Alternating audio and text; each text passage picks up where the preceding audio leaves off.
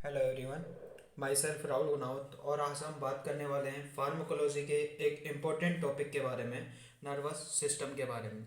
और इस वीडियो के अंदर मैं नर्वस सिस्टम के बारे में बात करूंगा और इसी वीडियो के अंदर मैं पैरासिम्पैथेटिक सिंपैथेटिक बीच का डिफरेंस बताऊंगा। और दूसरी बात कि कोई भी किसी भी तरह के peripheral neural system, somatic neural system, इनके बीच का भी डिफरेंस बताऊंगा और ब्रेन को अपन डिटेल में पढ़ेंगे। वैसे इस वीडियो के डिस्क्रिप्शन में मैं लिंक दे दूंगा, क्योंकि ब्रेन के अंदर जो सेरेब्रम और जो सेरेबेलम है, दोनों तरह के जो टॉपिक है, एक इम्पोर्टेंट टॉपिक है फिजियोलॉजी के हिसाब से और एनाटॉमी के हिसाब से। तो उन दोनों पे मैंने एक सेपरेट वीडियो बना रखा है, तो वो आप देख लीजिएगा। अगर आपको सेरेब्रम देखना है तो वीडियो के डिस्क्रिप्शन में मैं लिंक दे दूंगा और सेरेबेलम का भी लिंक दे दूंगा। और लिम्बिक सिस्टम के बारे में बात करेंगे इस वीडियो के अंदर। और बाकी लिम्बिक सिस्टम को मैंने डिटेल में अच्छी तरह से समझाया है, मैंने उसका भी मैं डिस्क्रिप्शन में लिंक दे दूंगा, तो वहाँ से भी आप लिम्बिक सिस्टम को देख सकते हो। तो आ जाते हैं अपन फार्माकोलॉजी के एक इम्पोर्टेंट टॉपिक पे। सबसे पहले बात करेंगे नर्वस सिस्टम के बारे में।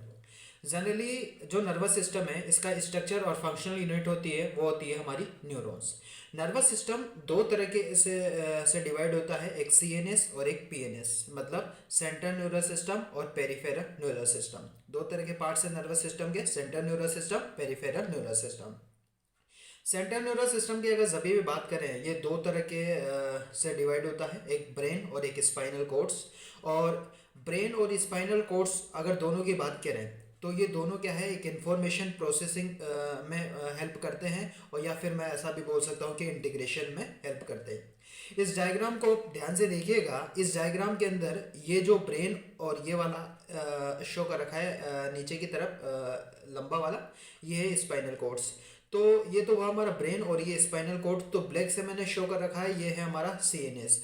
बाकी जितने भी जो हमारी बॉडी के अंदर जो रेड रेड से मैंने शो कर रखा है साइडों में, ये सारा का सारा है हमारा पीएनएस, पेरिफेरल न्यूरल सिस्टम। उसके बाद में नेक्स्ट अगर बात की जाए तो नेक्स्ट अपन बात करते हैं कि जो पेरिफेरल न्यूरल सिस्टम की अगर सभी भी बात करें, तो पेरिफेरल न्यूरल सिस्टम के अंदर मैं क्या बोल रहा था कि इसके अंदर इंक्लूड होता है एक पेरिफेरल न्यूरॉन्स। अब जानते हैं कि पेरिफेरल न्यूरॉन्स होता क्या है। तो जितनी भी जो नर्व होती है हमारे ब्रेन और स्पाइनल कोड से, वो एक इमर्ज कर देती है, उसको बोलते हैं पेरिफेरल नर्वस। मैंने क्या बोला कि हमारे जो जितनी भी नर्व है, जो हमारे ब्रेन हुआ, हमारे स्पाइनल कोड्स हुआ, इनकी जितनी भी जो एक नर्व है जो एक अमर्ज कर देती है, उसको बोलेंगे हम पेरिफेरल न्यूरॉन नर्व। उसके बाद में पेरिफेरल नर्वस सिस्टम की अगर बात की जाए तो ये अगेन डिवाइड होता है टू तरह के पार्ट्स में। ये है हमारा सेंसरी और अफरेंट डिवीजन, और एक होता है मोटर और इफरेंट डिवीजन। सेंसरी को अपन अफरेंट बोलते हैं, मतलब अफरेंट का मतलब है आने वाली, और मोटर और इफरेंट का मतलब है जाने वाली। मतलब कहने का मतलब ये है कि जो सेंसरी और जो अफरेंट डिवीजन है, ये क्या करता है कि कंडक्ट करता है, कोई भी किसी भी तरह का जो सिग्नल होता है वो कंडक्ट करता है, कहाँ से, रिसेप्टर से हमारे सीएनएस तक आता है, सीएनएस तक जाता है, मतलब सीएनएस तक आता है। तो आने वाली हो गई, सीएनएस तक कौन आ रहा है, तो रिसेप्टर, कोई भी सिग्नल आ रहा है तो वो कहाँ तक आ रहा है, सीएनएस तक। तो आने वाली क्या हुई, उसको क्या बोले, अफरेंट या सेंसरी, दोनों में से कुछ भी बोल सकते हैं। उसके बाद में मोटर और इफरेंट के बारे में बात की जाए तो इफरेंट का मतलब होता है जाने वाली, मतलब ये हमारे सीएनएस से कोई भी किसी भी तरह का जो सिग्नल है, वो सीएनएस से कोई भी किसी भी तरह के इफेक्टर ऑर्गन तक जाएगा, मतलब, और ये कंपोस्ट करती है मोटर न्यूरॉन्स। और ये जो सेंसरी वाली है, ये कंपोस्ट करती है क्या, सेंसरी न्यूरॉन्स। उसके बाद में सेंसरी और अफरेंट डिवीजन के अंदर एक स्पेशल सोमेटिक सेंसरी भी पढ़ा जाता है, अपन पढ़ते हैं, जो एक स्पेशल सेंस करता है। उसके बाद में मोटर और इफरेंट डिवीजन की अगर बात की जाए, ये अगेन डिवाइड हो जाता है टू तरह से, एक सोमेटिक न्यूरल सिस्टम के अंदर, और एक कोई भी किसी भी तरह के एएनएस ऑटोमेटिक न्यूरल सिस्टम के अंदर। ऑटोमेटिक न्यूरल सिस्टम एक इंपॉर्टेंट टॉपिक है, इसको अपन डिटेल में पढ़ेंगे। इस वीडियो के अंदर मैं ऑटोनोमिक जो न्यूरल सिस्टम है इसका इंट्रोडक्शन दूंगा, क्योंकि मैं डिटेल में भी बात कर सकता था इस वीडियो के अंदर, पर अगर डिटेल में बात करता तो वीडियो थोड़ा बड़ा बन जाता, इसलिए मैं अगले वीडियो के अंदर बात करूंगा एएनएस के बारे में। तो एएनएस ये दो तरह से डिवाइड होता है, एक सिंपैथेटिक और एक पैरासिम्पैथेटिक, करेक्ट। अब उसके बाद में नेक्स्ट अगर बात की जाए तो अपन ने क्या बोला कि एएनएस दो तरह से सिंपैथेटिक और पैरासिम्पैथेटिक में होते हैं। तो ये जो सारा का सारा अपन ने पढ़ा, ये क्या पढ़ा सारा का सारा, ये एक ऑर्गेनाइजेशन पढ़ा अपन ने, नर्वस सिस्टम का ऑर्गेनाइजेशन। और अब जो पढ़ने जा रहे हैं अपन वो है, सबसे पहले अपन बात करेंगे सीएनएस के बारे में, और सीएनएस के अंदर भी सबसे पहले अपन बात करेंगे ब्रेन के बारे में। तो ध्यान से देखिएगा। तो अगर मैं ब्रेन के बारे में बात करूं तो ब्रेन डिवाइड हो जाता है, तीन तरह के पार्ट्स होते हैं ब्रेन के, फोर ब्रेन, मिड ब्रेन और एक हैंड ब्रेन। फोर ब्रेन के बारे में जब भी बात करूं तो फोर ब्रेन डिवाइड होता है तीन तरह से। फोर ब्रेन के अंदर अपन पढ़ते हैं डाइंसेफेलॉन, लिम्बिक सिस्टम, सेरेब्रम। आपको ये शुरू में ये जो चीज़ें मैं बता रहा हूँ ये थोड़ी टिपिकल लग रही होगी, पर देखते देखते धीरे धीरे आपको चीज़ें आसान लगने लगेगी। करेक्ट। तो आप कंटिन्यू देखिएगा, जब भी आपको ये वीडियो ढंग से समझ में आएगा और जब भी चीज़ें आपको क्लियर होगी। तो फोर ब्रेन के अंदर तीन तरह की चीज़ें पढ़ते हैं, डाइसेफेलोन, लिम्बिक सिस्टम और सेरेब्रम। लिम्बिक सिस्टम के बारे में मैंने अच्छी तरह से बताया है, लिम्बिक सिस्टम का एक सेपरेट वीडियो है तो वहाँ आप देख लीजिएगा। तो लिम्बिक सिस्टम यहाँ पे मैं थोड़ा सा बता देता हूँ कि लिम्बिक सिस्टम के अंदर क्या क्या चीज़ें पढ़ी जाती है। सेरेब्रम के अंदर भी मैंने इनके जो जितने भी लोब हैं उनके पर्टिकुलर फंक्शन सारी चीज़ें मैंने डिटेल में बताई है, तो वहाँ से आप देख सकते हो। और इसके अंदर मैं थोड़ा सा इंट्रो दूंगा कि जनरली होता क्या है। डाइसेफेलोन के अंदर तीन तरह के पार्ट्स हैं। एक क्या क्या पढ़े, थैलेमस, हाइपोथैलेमस, एपिथैलेमस।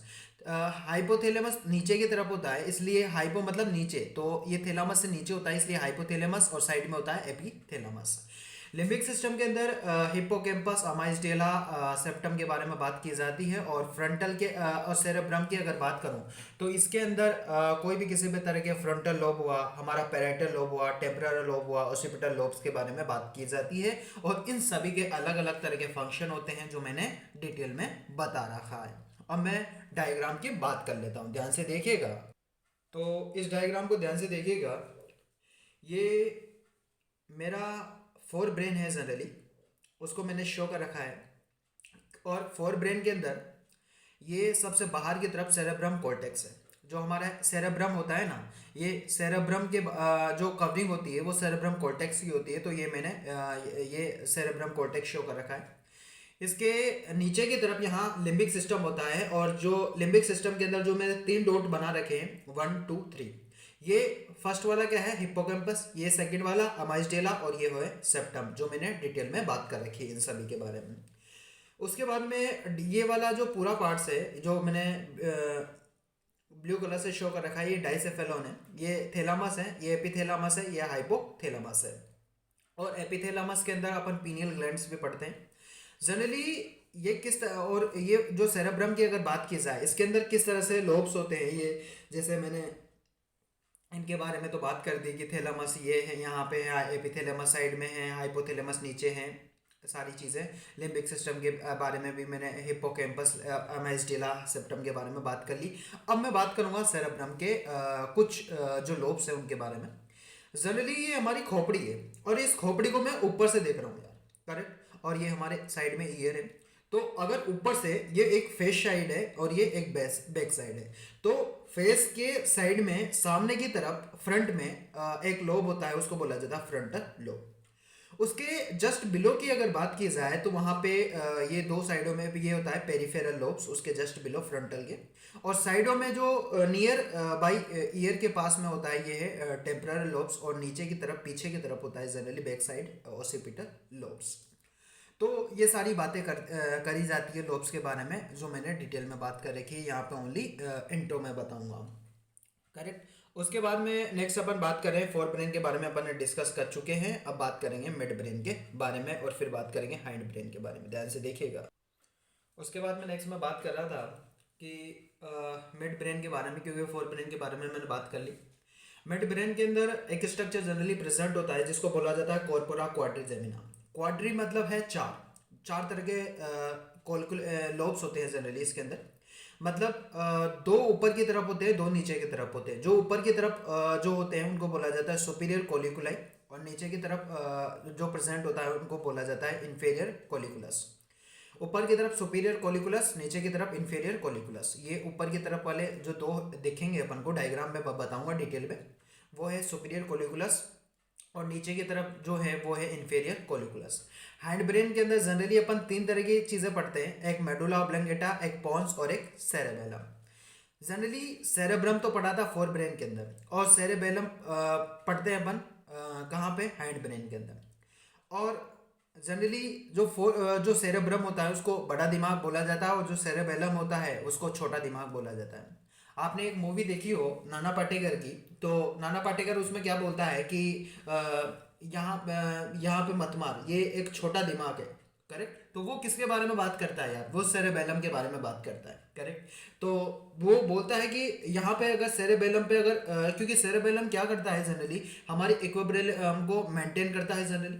करेक्ट। छोटा दिमाग है यार, अगर लग जाती है तो ज़्यादा इफेक्ट करता है जनरली, इसलिए नाना पाटेकर उस मूवी के अंदर बोलता है कि यहाँ मत मार, छोटा दिमाग है। करेक्ट। उसके बाद में नेक्स्ट अपन बात करते हैं इस डायग्राम के बारे में। तो इसका मैं डायग्राम डिटेल से बता देता हूँ, तो उससे चीज़ें आसान होगी जनरली। करेक्ट। उसके बारे में नेक्स्ट अपन बात करते हैं कि फोर ब्रेन, मिड ब्रेन और हैंड ब्रेन, तीन तरह के पार्ट्स होते हैं ब्रेन के। फोर ब्रेन के बारे में मैंने डिस्कस कर चुका हूँ वैसे, कि सब जो सेरेब्रम होता है, मतलब उसके बाहर की तरफ जो कवरिंग होती है सेरेब्रम कॉर्टेक्स होती है, फिर लिम्बिक सिस्टम, और फिर डाइसेफेलॉन, थैलेमस, एपिथैलेमस, हाइपोथैलेमस। हाइपोथैलेमस नीचे की तरफ है इसलिए हाइपो मतलब नीचे, और एपिथैलेमस साइड में। जनरली होता क्या है कि हमारे जो लिम्बिक सिस्टम है, ये लिम्बिक सिस्टम क्या करता है कि एक्सप्रेस करता है कोई भी किसी भी तरह का इमोशनल। जैसे किसी को कोई गुस्सा आ रहा है, किसी को कोई प्यार आ रहा है, तो वो निकाल सकता है। करेक्ट। जबकि एनिमल की अगर बात की जाए, जानवरों की अगर बात की जाए, तो वो निकाल नहीं सकते। करेक्ट। अगर हमें गुस्सा आ रहा है तो हम गुस्से को काबू कर सकते हैं, इंसान के अंदर ये एबिलिटी होती है। करेक्ट। कि अगर इंसान को गुस्सा आता है तो गुस्से को वो कंट्रोल कर सकता है, प्यार आ रहा है तो प्यार को कंट्रोल कर सकता है, या कोई भी किसी भी तरह के सेक्सुअल बिहेवियर हो रहा है तो उसको निकाल सकता है, सेक्स एक्टिविटी हो रही है तो उसको निकाल सकता है। करेक्ट। और जैसे कोई भी किसी भी तरह के मोटिवेशनल, ये सब चीज़ें निकाल सकता है। बट जानवरों के अंदर ये चीज़ें नहीं होती, इसलिए तो जानवरों और इंसानों में फ़र्क किया है, क्योंकि उनके अंदर सेरेब्रम नहीं होता, बट हमारे अंदर सेरेब्रम है।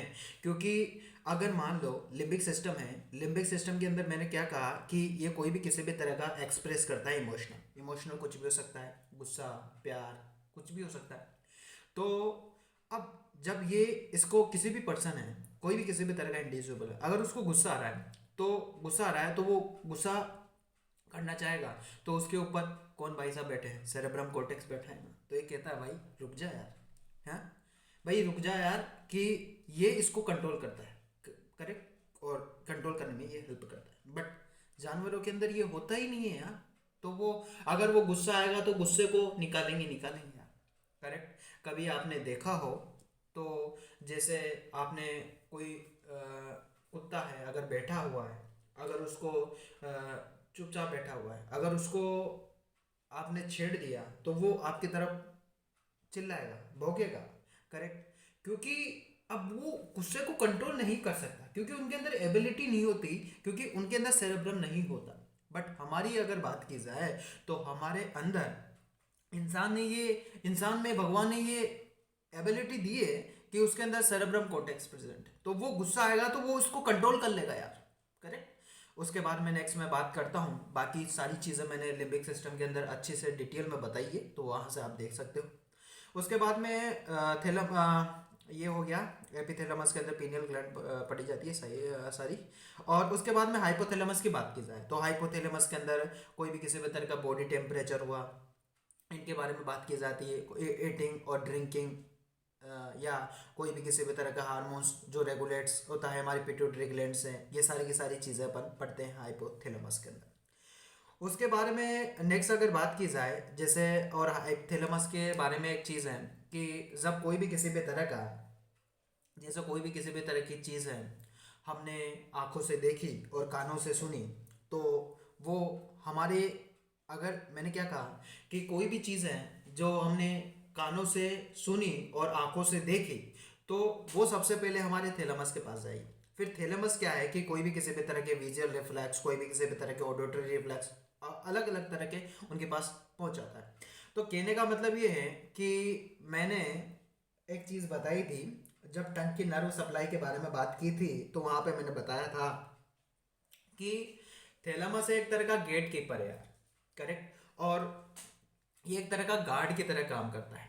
जैसे कोई भी किसी भी तरह का अगर चीज़ है, अगर उसको ब्रेन के पास जाना है तो सबसे पहले जैसे अपन बात करते, जैसे अपन कोई भी किसी भी तरह के मकान के अंदर जाते हैं, करेक्ट। तो वहाँ पे गेट पे क्या गार्ड रहता है जनरली, तो मकान के अंदर एंटर करने से पहले गार्ड के पास से गुजरना पड़ता है। उसी प्रकार हमारे ब्रेन के पास जाने से पहले हमें ये सेरेब्रम कॉर्टेक्स के पास जाने से पहले हमारे थैलेमस गार्ड साहब से बात करनी पड़ेगी, और ये जब परमिशन देता है तो इसकी हेल्प से अपन जा सकते हैं। उसके बाद में नेक्स्ट अपन बात करते हैं, ये हमारे सारा का सारा फोर ब्रेन के बारे में डिस्कस कर चुके हैं। उसके बाद में मैं बात करूंगा ये वाला जो स्ट्रक्चर है ये मिड ब्रेन है, correct. Fore brain, mid brain और हाइंड ब्रेन, उसके फोर ब्रेन के नीचे है मिड ब्रेन।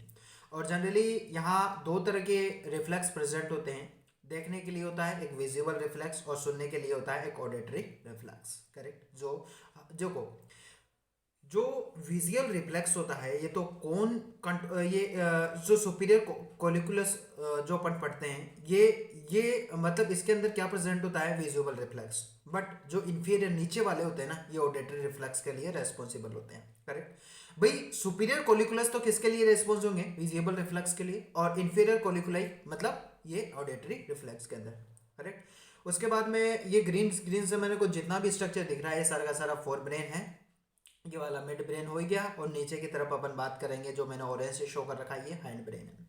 हाइंड ब्रेन के अंदर तीन तरह की चीजें पढ़ते हैं, पोन्स, सेरेबेलम और मेडुला ऑब्लंगेटा। पोन्स रेस्पिरेशंस में हेल्प करता है। सेरेबेलम की अगर बात की जाए, ये छोटा दिमाग, ये हमारे इक्विलिब्रियम, बॉडी के इक्विलिब्रियम को मेंटेन करता है, या कोई भी किसी भी तरह की फाइन एक्टिविटी के बारे में बात करते हैं। जैसे और हमारी जो बॉडी है उसको कंट्रोल करता है, जैसे हमारी जो चाल होती है, करेक्ट, उसको जो कंट्रोल करने का जो काम करता है वो ये सेरेबेलम ही जनरली करता है। होता क्या है, इसलिए कहा जाता है कि जब कोई भी किसी भी तरह का पर्सन होता है, जब वो ज़्यादा अमाउंट में एल्कोहल कर लेता है या फिर वो एल्कोहल करता है, तो ये जो सेरेबेलम है होता है उसका जो सेरेबेलम का स्ट्रक्चर बिगड़ जाता है। जब सेरेबेलम का स्ट्रक्चर बिगड़ जाता है जिसकी वजह से वो कहने का मतलब एकदम सीधा नहीं चल पाता, वो टेढ़ा मेढ़ा चल पाएगा, करेक्ट। इसलिए उसका बॉडी का जो इक्विलिब्रियम है वो मेंटेन नहीं हो पाता। इसलिए कहते हैं ना कि जो अगर एल्कोहल का सब इफेक्ट कहाँ पे पड़ता है, हमारे सेरेबेलम पे इफेक्ट पड़ता है जनरली उसका। उसके बाद दोनों पे पड़ता है। जनरली नेट के अंदर क्वेश्चन पूछते हैं कि जो सेरेबेलम है उसका इफेक्ट हमारे कहाँ पड़ता है। फर्स्ट ऑप्शन आता है सेरेब्रम, सेकंड ऑप्शन आता है सेरेबेलम, थर्ड ऑप्शन कोई भी दे देगा, या फोर्थ ऑप्शन दे देगा फर्स्ट एंड सेकंड, सेरेब्रम और सेरेबेलम, तो दोनों पे पड़ता है। बट किसी पे कम पड़ता है, किसी पे ज़्यादा पड़ता है, ये अलग अलग कंडीशन पे डिपेंड करता है। उसके बारे में नेक्स्ट है, ये इक्विलिब्रियम, बॉडी के इक्विलिब्रियम को मेंटेन करता है। और उसके बाद में ये है इम्पोर्टेंट पार्ट से इसका है हैंड ब्रेन का, मेडुला ऑब्लंगेटा। मेडुला ऑब्लंगेटा की अगर मैं जभी भी बात करता हूँ तो ये कोई भी किसी भी तरह का वॉमिटिंग सेंटर जनरली यहाँ पे प्रेजेंट होता है। और ये मेडुला ऑब्लंगेटा कोई भी किसी भी तरह की वाइटल एक्टिव पार्ट्स है हमारा वाइट जनरली ब्रेन का। और यहाँ पे कोई भी किसी भी तरह की जो न्यूरॉन्स है वो क्रॉसिंग होती है। जब आपने देखा हो तो मैंने एक वीडियो बनाया था सेरेब्रम पे, तो वहाँ पे मैंने डिटेल में बताया था कि जो मेडुला ऑब्लंगेटा होता है हमारा, वहाँ पे जनरली क्या होता है कि जो नर्व होती है वो आपस में क्रॉसिंग होती है। जब नर्व आपस में क्रॉसिंग होती है, इसलिए तो जो लेफ्ट साइड वाला जो ब्रेन है वो राइट साइड की बॉडी को कंट्रोल करता है, और जो राइट साइड वाला जो ब्रेन है वो लेफ्ट साइड की बॉडी को कंट्रोल करता है, अपोजिट में ये करता है। इसलिए जब कोई भी किसी भी तरह का पर्सन है, जब उसका एक्सीडेंट हो जाता है तो उसको मतलब कहने का मतलब ये है कि ये एक वाइटल पार्ट है मेडुला ऑब्लंगेटा, तो उसके अंदर जो न्यूरॉन्स की क्रॉसिंग हो जाती है वहाँ पे, तो वहाँ पे पेशेंट के मरने के चांस बहुत ज़्यादा हो जाते हैं एक्सीडेंट कंडीशंस में। इसलिए कहते हैं कि अगर मतलब जो कोई भी किसी भी तरह की जो गाड़ी है या कोई भी किसी भी तरह की जो ड्राइविंग करते हैं अपन, तो वो बहुत सावधानी से करनी चाहिए। अगर किसी भी तरह से कोई दुर्घटना हो जाती है तो उसके कारण कहने का मतलब हमारे जो मरने के जो चांस है वो ज़्यादा हो जाते हैं। इसलिए ड्राइविंग करें तो संभल के करें। करेक्ट। उसके बारे में नेक्स्ट अपन बात करते हैं, ये हमारे ब्रेन के बारे में बात कर चुके हैं। अब मैं बात करूंगा डिफरेंस बिटवीन द कोई भी किसी भी तरह के सोमेटिक न्यूरल सिस्टम और कोई भी किसी भी तरह के एक ऑटोमेटिक न्यूरल सिस्टम के बारे में। ध्यान से देखिएगा। उसके बाद में नेक्स्ट अपन बात कर रहे हैं कि कोई भी किसी भी तरह के ऑटोमेटिक न्यूरल सिस्टम और नर्वस सिस्टम और सोमेटिक नर्वस सिस्टम के बारे में डिफरेंस के बारे में बात कर रहे हैं। ऑटोमेटिक का मतलब होता है अपने आप हो रहा है, मतलब ये कंट्रोल होता है कोई भी किसी भी तरह के इनवॉलेंट्री रेस्पॉन्स है। और ये जो सोमेटिक होता है ये एक वॉलेंट्री रेस्पॉन्स से कंट्रोल होता है जनरली। उसके बाद में नेक्स्ट अपन बात करते हैं कि जो ऑटोमेटिक ऑटोनोमिक जो नर्वस सिस्टम है ये जो इसके अंदर जो ऑटोनोमिक फाइबर्स होते हैं वो दो तरह के न्यूरॉन से बने होते हैं और जो एक सीरीज में होती है। एक और ये दो दो तरह के न्यूरॉन से बने हैं, एक प्री गैंग्लियोनिक न्यूरॉन्स और एक पोस्ट गैंग्लियोनिक न्यूरॉन्स। करेक्ट। और जबकि जो सोमेटिक नर्वस सिस्टम की अगर बात की जाए तो इसके अंदर जो सोमेटिक फाइबर्स होते हैं जनरली जो एक सिंगल न्यूरॉन से बने होते हैं, जनरली ये सिंगल न्यूरॉन से जनरली बने होते हैं। उसके बारे में नेक्स्ट मैं बात करूँगा कि यहाँ पे ये हमारे ब्रेन और स्पाइनल कोड्स हैं जनरली। यहाँ पे ये है एक सेल बॉडी। अब ये दो तरह के गैंग्लियन है, प्री गैंग्लियन न्यूरॉन्स एक पोस्ट गैंग्लियन न्यूरॉन्स। तो प्री गैंग्लियन न्यूरॉन से एक गैंग्लियोनिक ट्रांसमीटर रिलीज होता है, एक प्री गैंग्लियोनिक ट्रांसमीटर, और एक रिसेप्टर पे जाके बाइंड होता है। इसको पोस्ट गैंग्लियोनिक रिसेप्टर जनरली बोला जाता है, जहाँ पे ये बाइंड होता है। तो यहाँ से प्री गैंग्लियोनिक ट्रांसमीटर से यहाँ से न्यूरो ट्रांसमीटर केमिकल्स कोई भी किसी भी तरह का रिलीज होता है जो हमारे पोस्ट गैंग्लियोनिक रिसेप्टर पर जाके बाइंड हो जाता है। फिर वहाँ से ये पोस्ट गैंग्लियोनिक न्यूरॉन्स के द्वारा वो एक न्यूरो इफेक्टर ट्रांसमीटर और पोस्ट गैंग्लियोनिक ट्रांसमीटर पर जाके बाइंड हो जाता है। करेक्ट, यहाँ पे बाइंड हो गया। उसके बाद में ये कोई भी किसी भी तरह का इफेक्टर ऑर्गन्स हैं वहाँ तक ये जनरली जाता है। उसके बाद में नेक्स्ट अगर बात की जाए तो नेक्स्ट मैं बात करता हूँ कि जो ये वाला है या फिर अगर इसके बारे में बात करूँ तो ये इनरवेट्स कहाँ करता है वो दिखा देता हूँ। उसके बाद में इनरवेट्स के बारे में बात कर रहा था। तो ये जो इनरवेट्स करता है ऑटोमेटिक नर्वस सिस्टम, ये हमारे कार्डिक मसल्स की अगर बात की जाए, कार्डिक मतलब हमारी जो हार्ट की मसल्स है वहाँ पे इनरवेट्स करता है।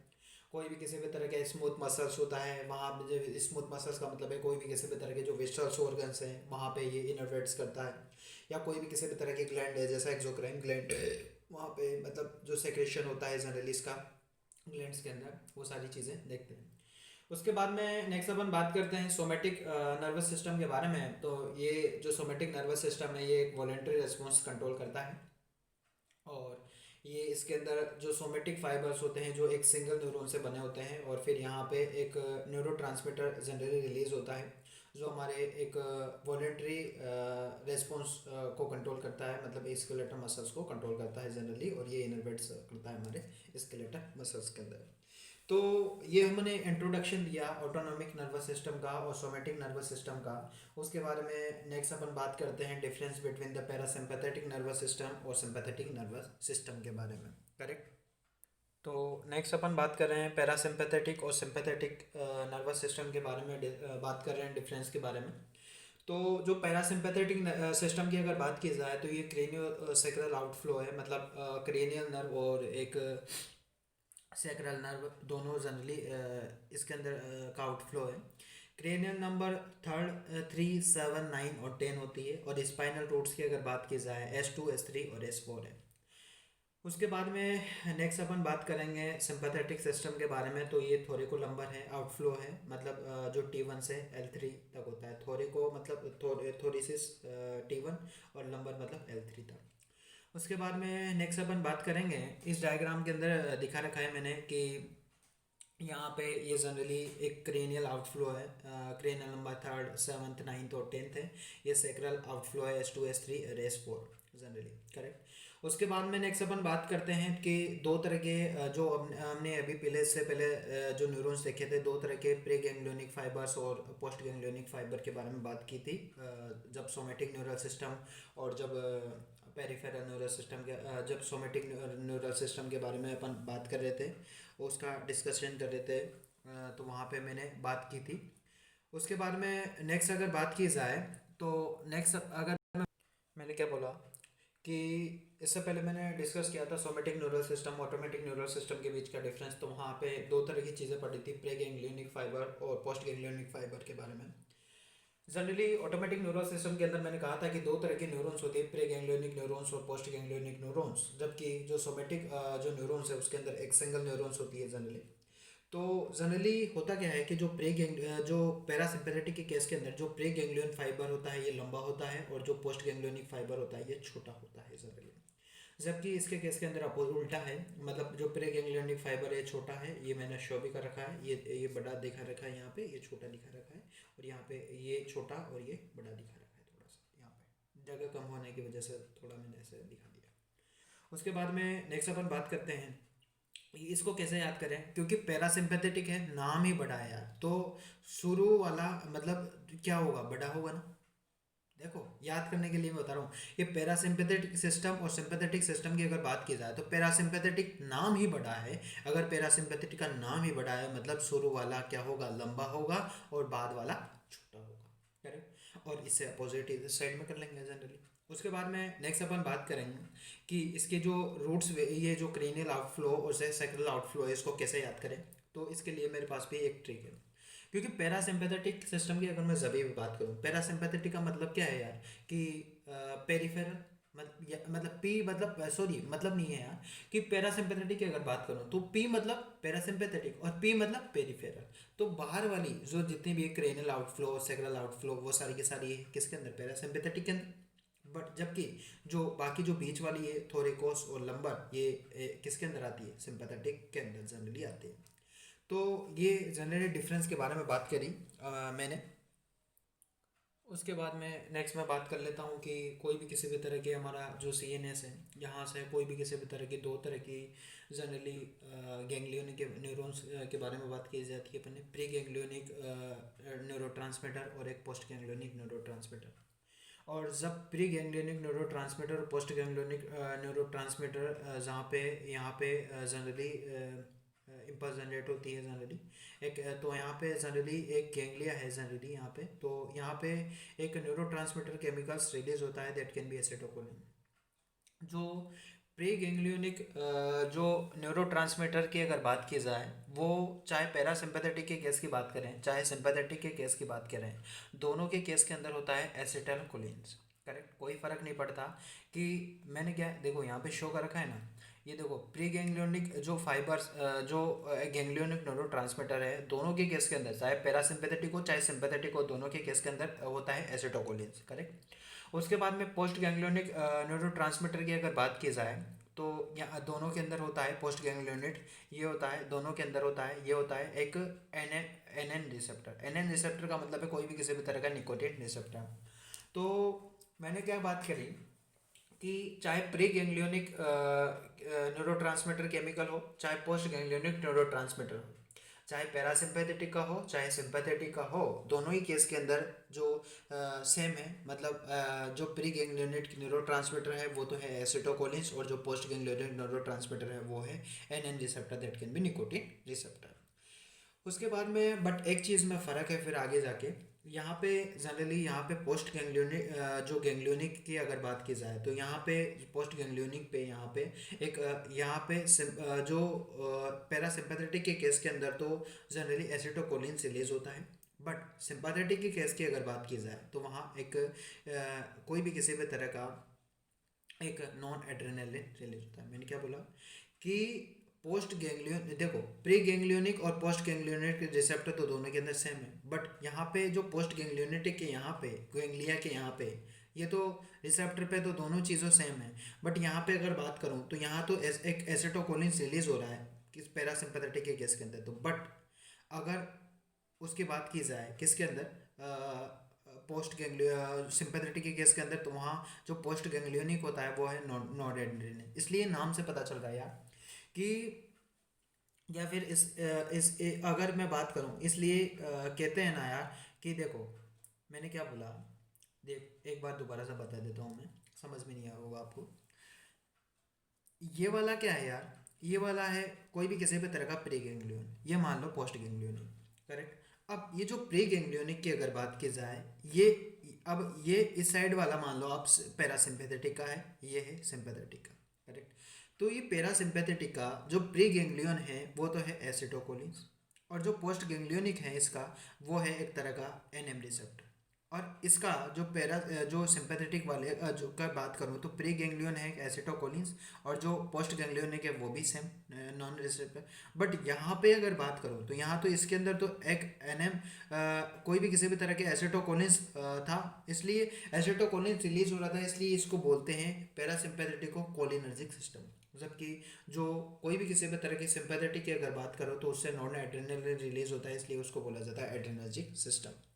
तो वो मैं बता देता हूँ थ्योरी से, ध्यान से देखिए। इस वीडियो के अंदर थोड़ी सी बात कर लेता हूँ। ये जो एसिटोकोलिन्स है ये तो कोई भी किसी भी तरह का प्री गैंग्लियोनिक रिसेप्टर ट्रांसमीटर है, और ये एनएम रिसेप्टर निकोटीन रिसेप्टर है जो पोस्ट गैंग्लियोनिक रिसेप्टर है जनरली।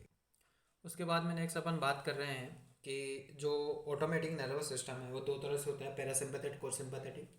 इसके अंदर मैंने बताया कि प्री गैंग्लियन न्यूरोट्रांसमीटर एसिटोकोलिन है, इसके अंदर प्री गैंग्लियन न्यूरोट्रांसमीटर सेम है एसिटोकोलिन, पोस्ट गैंग्लियनिक न्यूरोट्रांसमीटर दोनों के अंदर सेम है निकोटीन रिसेप्टर। बट इसके अंदर पोस्ट गैंग्लियनिक है वो है एक एसिटोकोलिन रिलीज होता है, इसलिए इसको एसिटोकोलिन रिलीज होता है, इसलिए कोलिन रिलीज होता है, इसलिए कोलिनर्जिक सिस्टम बोला जाता है। और किसको? पैरासिम्पैथेटिक को।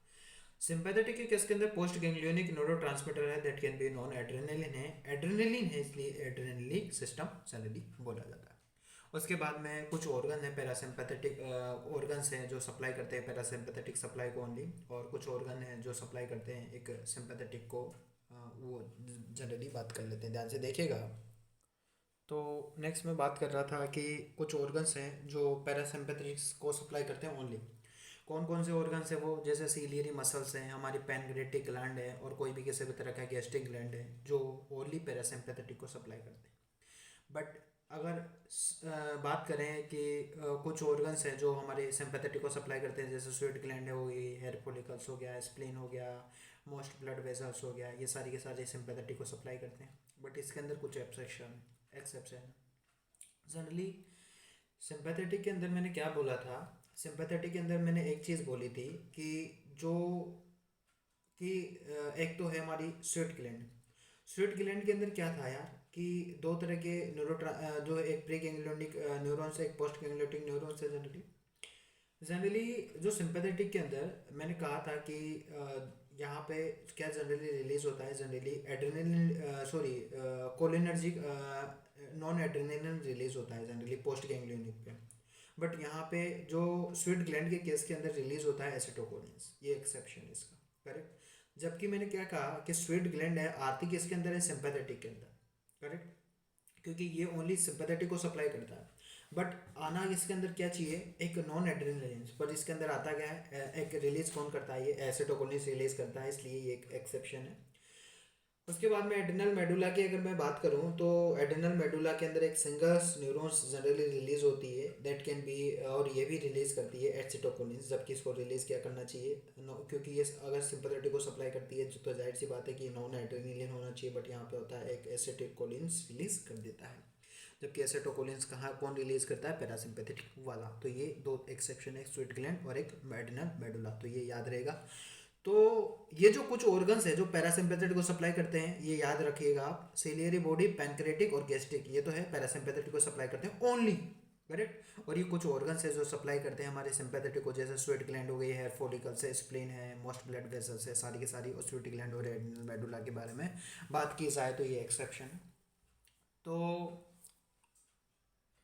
तो इस वीडियो के अंदर मैंने कोई भी किसी भी तरह के ऑर्गेनाइजेशंस ऑफ नर्वस सिस्टम के बारे में बात की, ब्रेन की एनाटॉमी और उसकी फिजियोलॉजी के बारे में बात की, और ऑटोमेटिक नर्वस सिस्टम है उसका इंट्रोडक्शंस के बारे में बात की, और जो सिंपैथेटिक और पैरासिम्पैथेटिक के बारे में डिफरेंस बताया, और सोमेटिक नर्वस सिस्टम और पेरिफेरल नर्वस सिस्टम और सोमेटिक नर्वस सिस्टम और सॉरी और ऑटोमेटिक नर्वस सिस्टम के बारे में डिस्कस किया अपन ने। ये सारी चीज़ें अपन ने देखी है इस वीडियो के अंदर। तो बाकी एक वीडियो बनाऊंगा मैं कोलिनर्जिक रिसेप्टर पे और एडिनर्जिक रिसेप्टर के बारे में, तो उन पे भी एक सेपरेट वीडियो बनेगा। तो क्योंकि इस वीडियो के अंदर मैं बता देता, पर क्या है कि थोड़ा वीडियो बड़ा बन जाता है, इसलिए मैं बाकी सारी चीज़ें हैं अगले वीडियो में बनाऊँगा। तो please like share and subscribe my medicos studio YouTube channels, और इसके जो नोट्स हैं वो मैं मेरे टेलीग्राम चैनल्स हैं मेडिकोज स्टूडियो उस पर डाल दूंगा, तो वहाँ से आप नोट्स हैं देख सकते हो जनरली। और बाकी मैं डिस्क्रिप्शन में लिंक दे ही देता हूँ फ़ोटो का, तो वहाँ से भी आप जो हमारे फेसबुक पेज हैं वहाँ से स्क्रीनशॉट और डाउनलोड भी कर सकते हैं इसके नोट्स। और जनरली जो इस वीडियो के डिस्क्रिप्शन में मैं 3-4 तरह के लिंक दूंगा वीडियो के, तो आप देख सकते हो। जैसे लिम्बिक सिस्टम का वीडियो का डिस्क्रिप्शन का लिंक दे दूंगा मैं। सेकंड सेरेब्रम का भी लिंक दे दूंगा, और नेक्स्ट अपन सेरेबेलम का भी लिंक दे दूंगा। ये सारी की सारी चीज़ें हैं, इनका मैं लिंक दे दूंगा, तो वहाँ से भी आप चीज़ें देख सकते हो। एक वीडियो में स्पाइनल कोड्स पे बनाऊंगा और एक वीडियो में मेडुला ऑब्लंगेटा पे बनाऊंगा, क्योंकि बच्चों की डिमांड आई है कि इन जो दो टॉपिक पे तो काफ़ी डिमांड आई है, तो इन दो टॉपिक पे मैं वीडियो बनाऊंगा, तो थोड़ा टाइम लगेगा। Thank you.